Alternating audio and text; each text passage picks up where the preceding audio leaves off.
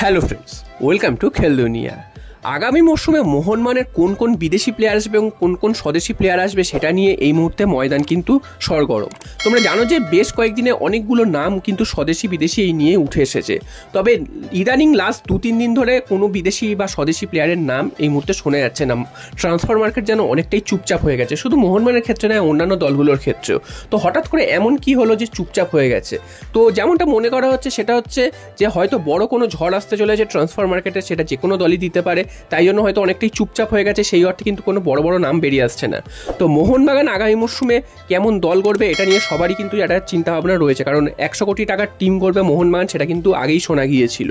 তো এবার প্রশ্ন আসছে, মোহনবাগান আগামী মরশুমে ACL 2-তে খেলবে এবং ACL 2 কিন্তু অন্যতম একটা সেরা লিগ এশিয়ার। তো সেই টুর্নামেন্টে খেলাটা একটা বিরাট ব্যাপার এবং সেখানে যেহেতু মোহনবাগান খেলবে, তাই মোহনবাগান কিন্তু সেই টুর্নামেন্টে যাতে ভালো ফল করে তার জন্য এখন থেকেই ভাবনা চিন্তা শুরু করে দিয়েছে। তো তোমরা জানো যে ACL-এ খেলতে গেলে সেখানে কিন্তু কোনো বিদেশির লিমিট থাকে না, অর্থাৎ যত খুশি বিদেশি খেলানো যেতে পারে। তাই জন্য অনেকেই মনে করছে মোহনবাগান হয়তো দু ধরনের দল করতে পারে, একটা ইন্ডিয়ান ফুটবলের জন্য, একটা AFC টুর্নামেন্টের জন্য। AFC টুর্নামেন্টের জন্য হয়তো মোহনবাগান অনেকগুলো বিদেশি সই করাতে পারে, তার জন্য হয়তো এরকম একটা চুপচাপ ভাব রয়েছে যে সেই স্ট্র্যাটেজিটাই নিচ্ছে। হয়তো ভারতীয় ফুটবলের জন্য মোহনবাগান এক ধরনের বিদেশি চয়ন করলো এবং ভারতীয় ফুটবলারদের চয়ন করলো, এবং AFC টুর্নামেন্টের জন্য মোহনবাগান কিন্তু আরও বেশি বিদেশি চয়ন করলো।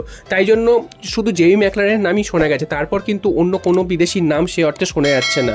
জেসন কামিন্স থেকে যাবে, দিমিত্রি পেটাটোস থেকে যাবে, তো 3 জন কনফার্ম হচ্ছে। বাকি বিদেশিদের কিন্তু এখনও কেউ সেরকমভাবে কনফার্ম হয়নি, যারা ছিলেন তাদেরও কিন্তু ছেড়ে দেওয়া হচ্ছে, তেমনটাই খবর।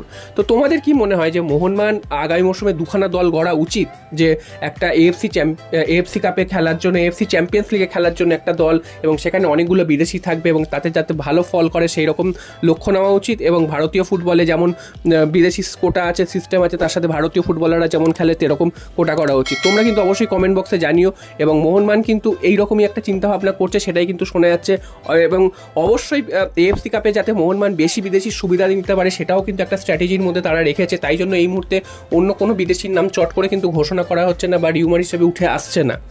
মোহনবাগান চাইছে এমন কিছু হাই প্রোফাইল বিদেশি যাদের কিন্তু AFC চ্যাম্পিয়ন্স লিগে খেলানোর যোগ্যতা রাখে এবং ভারতের এশিয়ার সর্বোচ্চ মঞ্চে খেলেছে, সেরকম কিন্তু অভিজ্ঞতা সম্পন্ন বিদেশিদেরই মোহনবাগান কিন্তু টার্গেট করেছে, এবং ইউরোপেরও বিভিন্ন বড় বড় ক্লাবে খেলেছে, সেরকমও কিন্তু বিদেশিদের টার্গেট করছে। তো অবশ্যই মোহনবাগান প্রত্যেক বছরই চমক দেয় ট্রান্সফার মার্কেটে।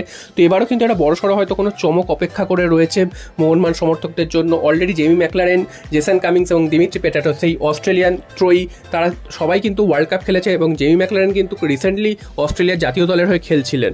তো এই ধরনের সমস্ত প্লেয়ারদের মোহনবাগান কিন্তু একত্রিত করছে। এছাড়াও বাকি 3-4 বিদেশি তো মোহনবাগান এমনিই নেবে।